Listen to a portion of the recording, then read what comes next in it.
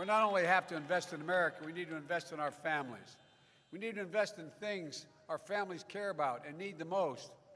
That's why the American Family Plan does 4 things, and we pay for it all. 1, without raising the deficit. It adds 4 years more guaranteed public education in America. If we were building on our education system from start today like we did in the last century, did anybody think we'd say 12 years of education is enough to compete and win the competition of the 21st century? I don't think so. So when we did that last century, it made America the best educated, best prepared nation in the world. But the rest of the world has caught up to us now. So my plan provides a universal preschool for every 3- and 4-year-old in America. Everyone. That's a game changer. It's a game changer. And it also provides 2 years of free community college. That's a game changer as well.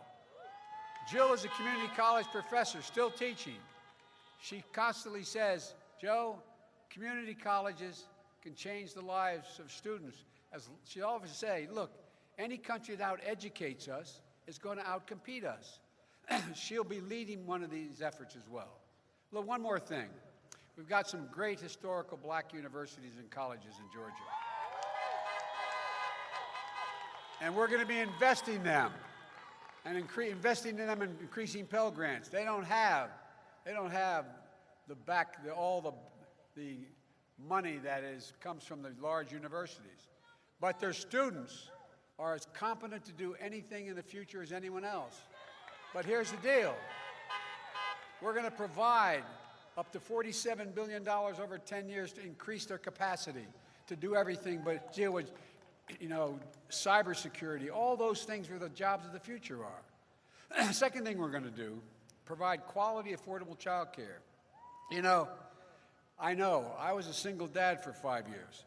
When my wife and daughter got killed right after I got elected to the United States Senate as a 29-year-old kid, what happened was I was lucky.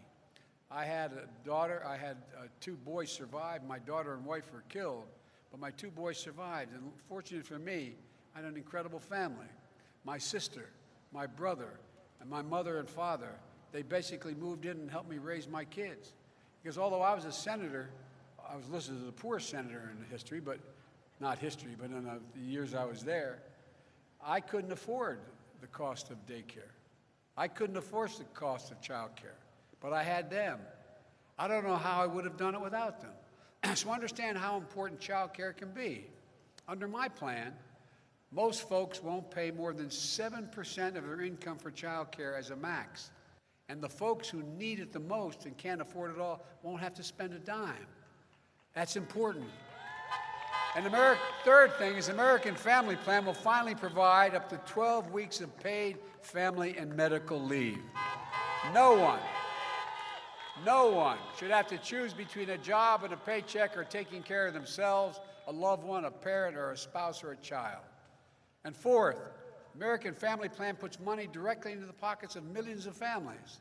The American Rescue Plan, we passed a child credit. We're going to expand that child credit to families for another 5 years. Families with 2 kids, that will mean that as much as $7,200 will go into their pockets every year. Georgia, this is a tax cut for more than 2 million families in Georgia. We're cutting taxes for people by a tax credit. And we're going to lift more than 170,000 children out of poverty right here in America and cut child poverty this year in half. Folks, so how are we going to pay for all this? Well, with tax cuts for the middle class and working class families, how are we going to pay for that? Well, it's real simple. It's about time the very wealthy and corporations start paying their fair share. It's about time. It's simple as that. And folks, I'm not going to bore you with the details, but I promise you, no one making under $400,000 a year is going to pay a single additional penny in tax. No one. As I said last night, the middle class and working people of this country are already paying enough in taxes. It's time for the richest 1% of Americans and corporate America to start to do their part. Let me just give you a simple fact. Last year, for example, 55 of our largest corporations in America paid $0 in federal tax. 0. And they made $40 billion. Not a penny in tax. Folks, if in fact we had a minimum book tax for corporations, for the Fortune, just the Fortune 500 companies, just a minimum tax of 15%, bet all you'd sign up for 15% tax right now. If in fact it was just 15%, we'd raise $230 billion. Pay for all this. So folks, I'm not trying to punish anyone, but we've got to make corporations making $40 billion paying zero is just not right. Something's seriously wrong here.